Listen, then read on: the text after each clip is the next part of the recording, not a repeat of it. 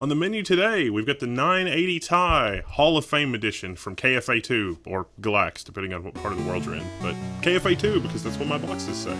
Let's not hassle the HOF, And we've got 2-for-1 for you today. We've got the unboxing and the overview, but in this video, we're gonna, do that, the unboxing and the overview. But also linked in the description below is a build video with not one, but two of these, and that's what you see on the desk there in front of me. So this build that we have here, if you want to learn more about that and the gaming and the buttery smooth 4K goodness of this amazing Korean 4K monitor that is really dirt cheap. So it's 40 inches, it's insane. 4K and 40 inches, why do you want that? The reason is that you don't have to use display scaling in Windows. At 4K, at 40 inches, or 39 inches in this case, is approximately the same pixel density as 27 inches with a resolution of 2560 by 1440. What that means is that the physical size of stuff on the screen with no display scaling on this monitor is about the same as a 27-inch monitor with a resolution of 2560 by 1440. That means you can run this without display scaling and then really enjoy all of the real estate that you get from 4K. Of course, gaming at 4K, it's going to be a little bit of a challenge. You can game at 1080p, that upscales perfectly and it's very sharp, but I'm a crazy person and I want to game at 4K, and I want to game at 4K with buttery smooth frame rates, and these are going to do it. So you guys know that I've been rocking out with this monitor, and I saw that KFA2 was readying these, Hall of Fame edition cards for release, and so I sent an email asking for 2 loaners to see if I could finally have a satisfying 4K gaming experience. I don't want to spoil it for you, but I may have to buy these cards for my home system because it was that good. You guys may have seen some of the gaming insanity from the Beer Games Beer channel. If you're not a subscriber there, you should go subscribe.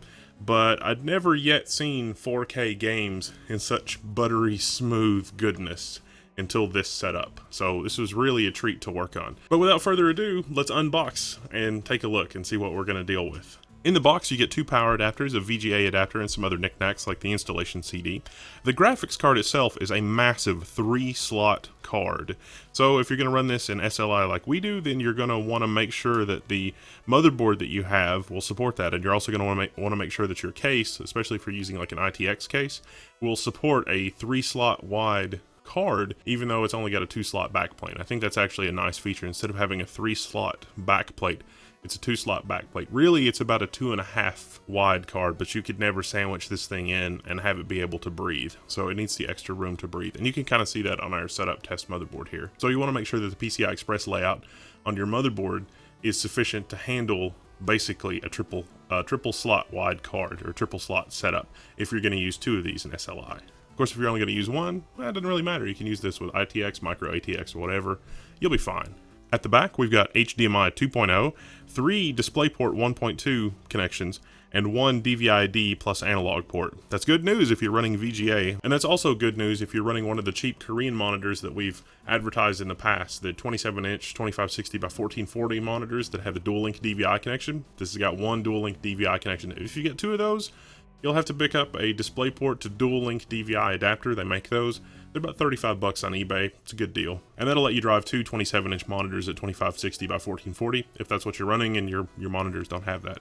Actually, the only thing that's not really on the market right now is a really good HDMI 2.0 to DisplayPort 1.2 adapter. And that's really down to the crazy draconian DRM or copy protection that's on HDMI 2.0. And that's also one of the problems that HDMI 2.0 has problems at 4K with 444 chroma on HDMI 2.0. If you want to run 4K 60 Hz chroma 444, even HDMI 2.0 struggles with that a little bit.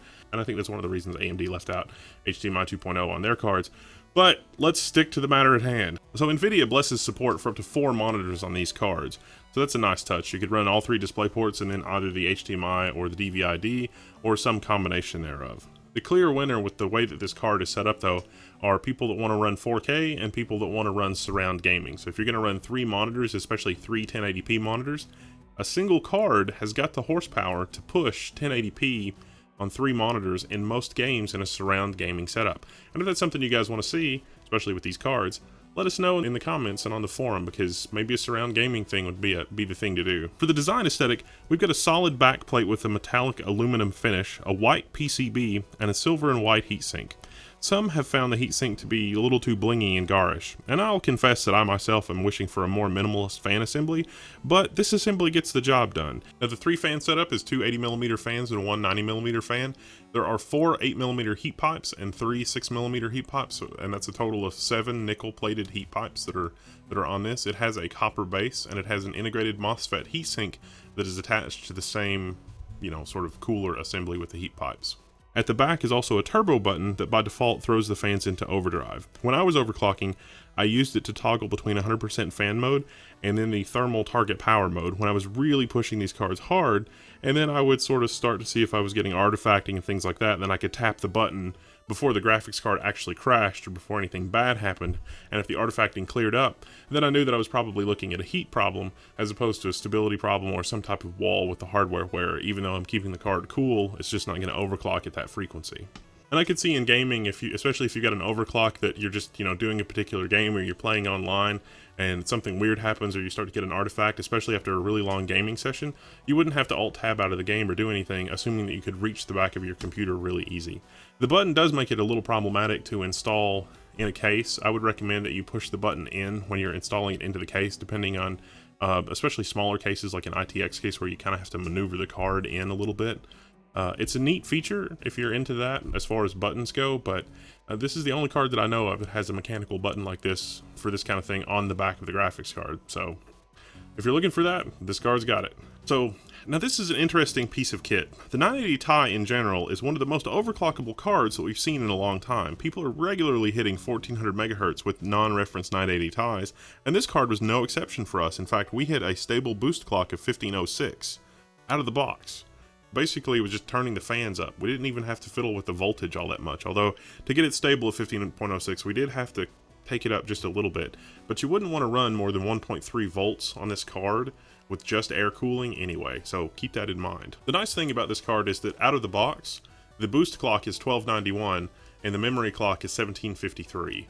So if you don't want to fool with anything, you don't want to fiddle with anything, and you basically want it to be reliable at those speeds, you're going to get almost 1300 megahertz out of the box when, I'd say the typical overclock on one of these is maybe 1400 megahertz with, good aftermarket cooling and is pretty stable, although 1400 megahertz can be a little unstable. I mean, you can get through Firestrike, but, if you've got an hour and a half, 2 hour long gaming session, the aftermarket cooler has got to be really good. But we hit 1506 and we played GTA 5 for like 2.5, 3 hours. It was basically okay. Now the customizable top HOF LED has a controllable blinking frequency and brightness within the GeForce Experience software, which is the same that we've experienced on other cards in the previous non-Ti edition of the 980. So that works out pretty well. This is an 8-phase GPU plus 2-phase memory power design. It's an IR3555 60 amp output power delivery. Now if you've been living under a rock and you're not really sure what the features of the 980 Ti chipset platform thing are that Nvidia is pushing, what Nvidia is saying are the main features of the 980 Ti is that you get the dynamic super resolution, meaning that if you have a 1080p monitor or a 2560 monitor, instead of using MSAA and all this other anti-aliasing stuff, they'll actually render the game at a higher resolution and then downsample it for your monitor. And that actually has a much better look to it than anti-aliasing. So if you're somebody who really likes the look of anti-aliasing, you really should take a look at dynamic super resolution because it works a lot better and it looks a lot better. I'm not really somebody that really likes anti-aliasing. I've tended to run games at native resolution as much as possible. Like I'd almost rather have medium settings at native resolution as opposed to high settings at a lower resolution than my monitor can really handle. But when I have used anti-aliasing, it's just been at a very small setting, but I've been sort of delightfully surprised by dynamic super resolution. That's sort of the first time that I've used it. I know that it's been on prior cards, but these cards have the horsepower to really push it.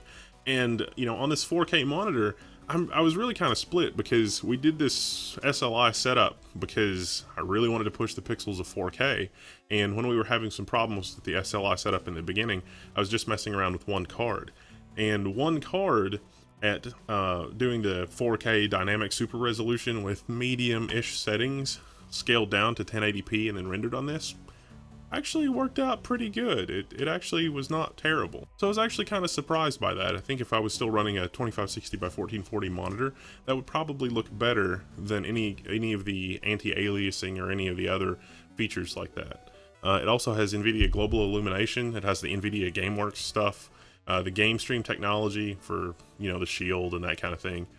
The GPU Boost 2.0, which is this sort of dynamic overclocking, PhysX, of course, adaptive vertical sync, Nvidia Surround, support for DirectX 12, although we're running Windows 10 on this, and DirectX 12 did not come up in the benchmarks for some reason, so I'm not sure if the benchmarks are not fully updated, or what exactly the deal was. It did seem like that there was some of DirectX 12 was there, in the sense that we were able to do some benchmarking with like the API overhead tests, but I'm not really sure that I saw a DirectX 12, an actual graphics benchmark in the setup, so I'm not really sure. I'm going to get into that more, and you might see more about that in the second video. So this video is really more about the unboxing and the hardware, and by the time we get done with the second video, which is linked in the description, so you're going to get both of these at the same time, I'll probably know more about what's going on with that, so check that video if you want to learn more about that. And of course, it's SLI ready, and we've got the SLI set up. This is PCI Express 3, OpenGL 4.4 support, OpenCL support, NVIDIA Shield support, and of course, NVIDIA G-Sync is supported, so that's all the NVIDIA stuff.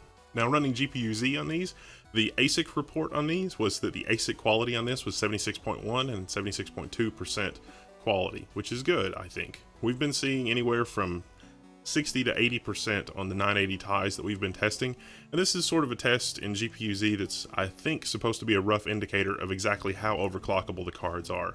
And so ours scored basically 76.1 and 76.2%. Pretty good, should be pretty overclockable, and they basically were. They were stable around 1506. They worked out pretty well. Factory overclock of 1291 works out. So let's take a quick look at the BIOS on these. This is the base boost clock tables that are present in the BIOS on these cards, and these cards have more entries than we've seen, though it seems like to take advantage of some of the higher things in the table, you'd want to push past 1.3 volts, but I would really recommend not pushing past 1.3 volts unless you're on liquid cooling or liquid nitrogen cooling. I just thought it was interesting and that I would share that you can download the information from the BIOS on the actual card, and the number of entries on this particular card, there are quite a few more than the other cards that we've looked at so far. So I don't really know what to make of that. I just thought I'd mention it. Maybe somebody who knows more can educate me in the comments. I don't know, or head on over to the forum. Something. Let me know what that's about. So let's take a look at some of the benchmarks real quick. I'm just going to run through these really quick. The full PowerPoint's over on the website at techsyndicate.com, and I'd suggest that you go look at them there because video format for benchmarks is sort of crazy.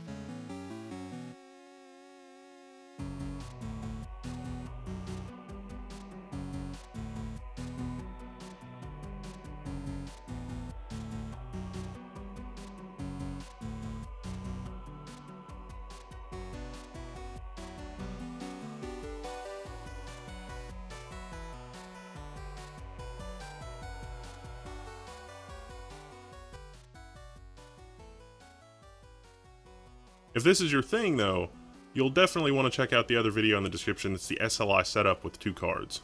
So this card really impresses with its out-of-the-box 1291 overclock, 1291 boost clock overclock. It impresses even more that we're able to push to 1506 on air cooling on our test rig, which doesn't have a lot of extra cooling other than the fans on the graphics cards. So overall, it's pretty stable. It worked really well. Now the cards do come at a premium price, I think.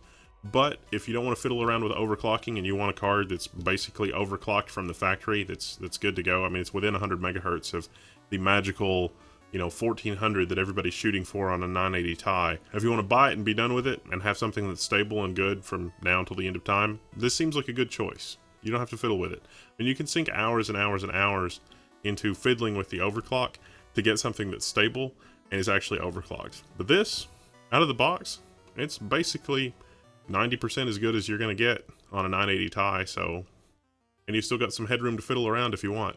So overall, it seems like a win-win. Now, even though the performance was really good with a single card, we wanted to push it more.